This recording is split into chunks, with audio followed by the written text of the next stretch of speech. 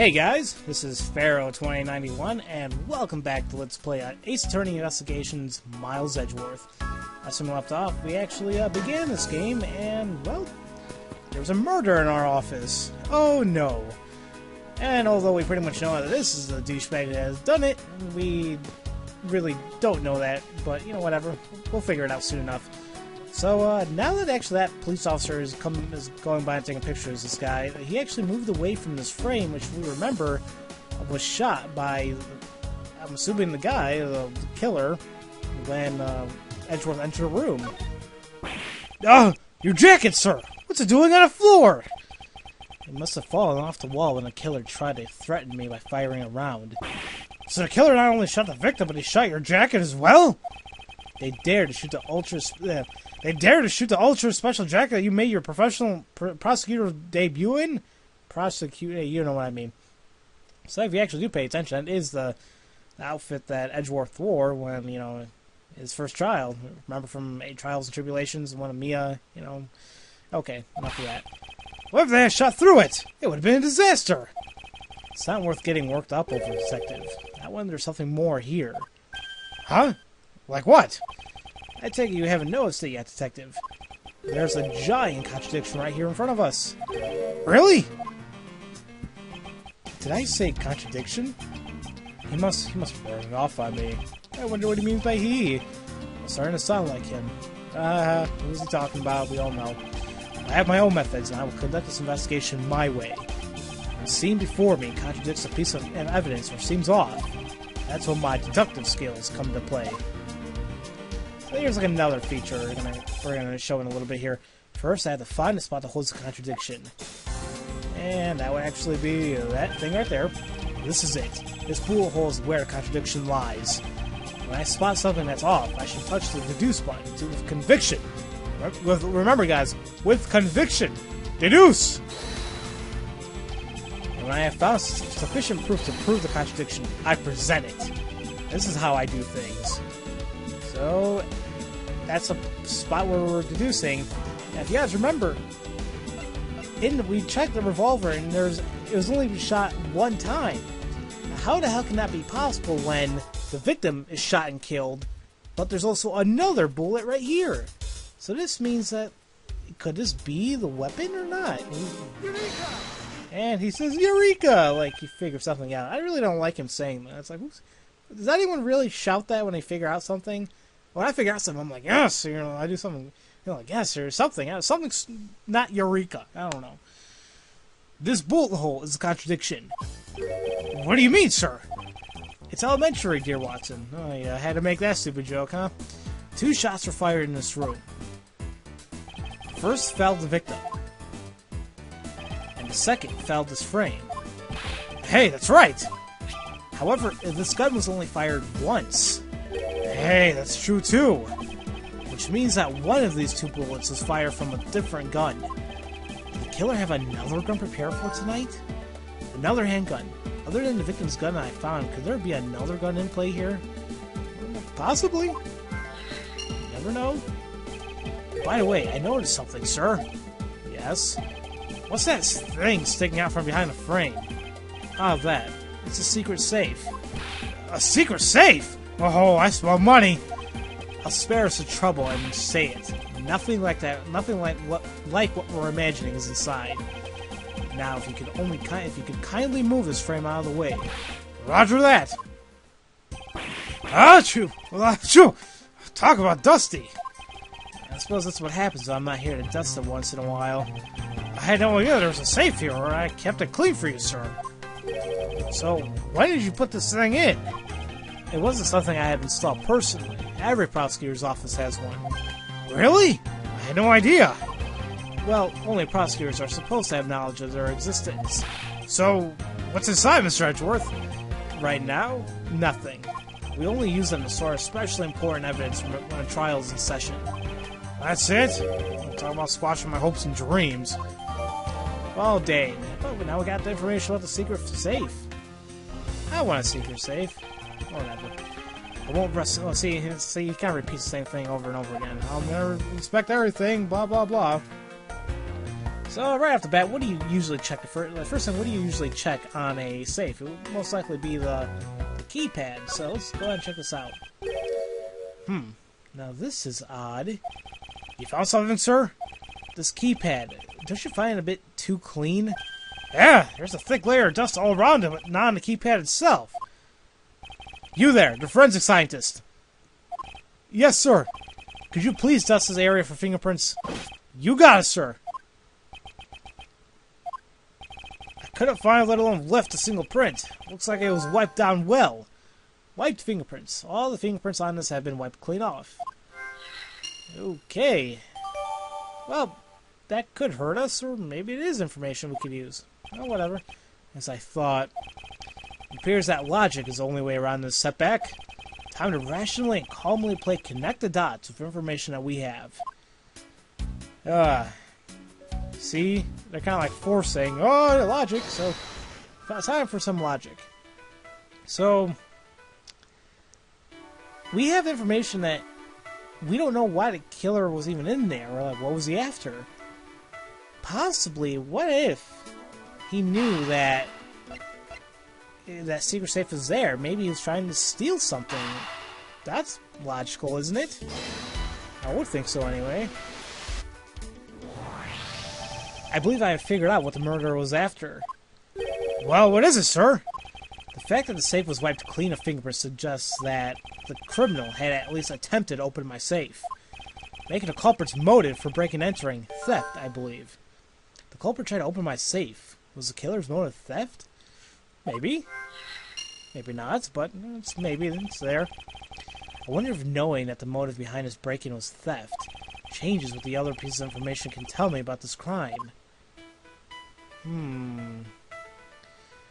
Well, possibly, because we know there are signs of a struggle. Maybe it was because of the theft. You know, maybe someone caught someone trying to steal something, so it's like, okay. That sounds right, doesn't it? There's a possibility that the files sprayed on the floor are not the result of a struggle between the victim and his killer. Oh? You mean like it could be when the killer tried to find something, sir? Precisely. We need to figure out if any of the files have been stolen. Yes, sir! I'm gonna shelve files like you've never seen before, even at a library. Sure. Let's give that a try. Why do all good ones always die young? Surely you must ponder that every once in a while, Mr. Edgeworth. Yeah, maybe he's thinking about his father right now. Isn't that sad?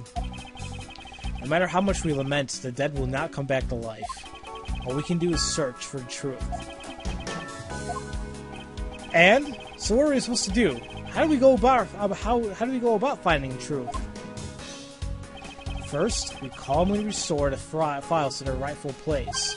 You got it. Here, let me help. So this file goes here, and that book goes there. You sure know a lot about where things go, despite it being Mr. Edgeworth's office. Because I'm the one who keeps it tidy, pal. Okay? Done! It would appear that the murder was definitely committed here. Ugh, the blood stains on the bookshelf are still fresh. I suspect that the victim was killed in a standing position, hence the prints on the shelf. And then the guy fell onto the floor, right? The blood on the floor is kind of grossing me out. Detective, I don't have the time to deal with your weak stomach right now. You know I'm no good with blood, sir. I'm certain there's something wrong with this picture. And yeah, I can't believe Gumshoe would be afraid of blood when he's a freaking detective. Come on now, I'm sure you're going to be seeing it quite a lot. Excuse me there. Well, there is something weird here. If we can imagine that we see handprints right here, right? We'll say that he was standing up and he held himself against right here when he got shot. But what I don't understand is this bullet hole right here. Why would it be all the way down here? That doesn't make any sense. So we could deduce this right here. Is this spot somehow connected to any evidence I hold? I think it does, because look at the crime scene notes. The bullet went through the victim's abdomen. So would it, shot out from from the back. If that's possible, if that's what happened, then how the hell is the bullet all the way in the bottom right there? That doesn't make any sense. There's clearly a contradiction here with this bullet hole. What do you mean, sir? You don't see? Quite simply, the bullet hole itself is too low. The victim was shot in the stomach. The hole should be much higher up. But what if the guy was shot while he was sitting or lying down, sir? That would be illogical. The victim leaned against the shelf here after being shot, which suggests that he was standing there when he was shot.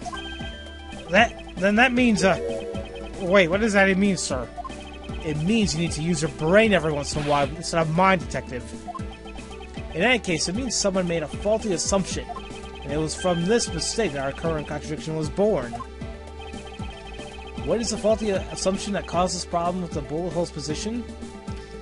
Well, I think it's actually the order of the files, because I don't think the files were in that order if the bullet hole's all the way down there. If we assume that he was, of course, he must have been standing up when he was shot, then that means that a book should have been higher up, wouldn't it? That was the only way they can explain it. I believe the order of the files is a bit off. You mean I put them back in the wrong order just now? Hey, actually, I think the labels on the files are wrong, sir. Oh? Yeah, you see here how the files that were shot begin with the number 0? What are those doing all the way down there after 1, 2, and 3? That's really weird. Actually, the way they are organized now is the correct order. They are exactly as I see them in my mind's eye. But the numbers are all out of order. Those white binders are special, so they are arranged a little bit more differently. But from this, we know that the files were not in this order when the crime occurred. Aha! So that's it. I believe the killer made the same incorrect assumptions that you just did, Detective. Let's rearrange the files in numerical order and see what we find out. Do you think it'd be okay to prop the body up the way it was before it was moved? We're to finish processing the crime scene, so I don't see why it wouldn't be. If you please, Detective Gumshoe. As I suspected, the bullet hole is now where it should logically be. The killer went through my files first before shooting Mr. Faith. Then he put the files back in numerical order, I guess. Exactly. And then proceeded to shoot the victim. But why would someone kill a man and then look through your files one more time? Puzzling indeed. Files were thrown into disarray twice. Once before, once after a crime. But why? Yeah, why is that? Now the crime scene is as it was the time of the murder. Time to give it another look. Well, as you can already see, we have new evidence right here that pops up. Some bloody handwriting. That's something odd. This! What is that? Why does it say Gumshoe on there in blood? I'd say it's some incredibly incriminating evidence. Yes, indicative of criminal activity indeed. No, wait! There's gotta be some mistake! Mr. Edgeworth, sir! Help me! Say something, sir! It appears that one of my files was stolen. Is that all, sir? What about me and my situation? Is this what the killer was really after? I guess, but why would Gumshoe's name be written in blood? And just like that, the investigation is now complete. For the time being. Looks like Jim was able to leave us the name of his killer in the end. And this most important message mentioned to reach us. I'm telling you, it wasn't me! You can't be terribly pleased to hear what your beloved partner is the guilty party. If you're gonna accuse Detective Gumshoe of being the culprit, I sincerely hope you have some proof to back it up. Jim's words, they're more than enough, wouldn't you say? If that's how you want to play it, then at least allow me to understand your reasonings. You got it! I don't like this one bit. There's something strange about this man's attitude. There must be some sort of flaw to his logic waiting for me to dig out. Mr. Edgeworth, what are you gonna do? What I always do in court. I'm gonna cross-examine him. One way or another, I'll expose the flaw in his logic with this technique. Oh, how do you do that? Can you explain it to me, sir? Okay, we'll be nice. It really doesn't matter what we say, but, you know, just for being nice, might as well. Alright, first I listen to the witness's testimony. If I find a flaw in the testimony, something that contradicts the evidence, I open the organizer and present that piece of contradictory evidence. To present something, I simply touch the present button. But that's old news. But it's not like there's going to be a flaw in their testimony every time, right? Correct. And at those times, I need to press the witness by touching the press button. Sometimes by pressing, I can draw out new information and new or modified and a new or modified testimony. I think I get it, sir. I'll be sure to try this technique out during investigations as well. Very well. I'll even show you how it's done. Now watch carefully. So, yeah. Just like any of the Ace Attorney games, you get to hear testimony in a sense, or an argument in this case, and you get to cross-examine, and, well, yeah. It's simple as that. So you should be familiar with this. But for next time, that's what we're going to be doing, and we're going to hear him out and maybe come up with a flaw in his logic, and we can figure out that, of course, that wasn't Gumshoe who did it, but we'll see what's up. So, as usual, thank you all for watching, and I'll see you guys next time for Let's Play Ace Attorney Investigations Miles Edgeworth. See you guys later.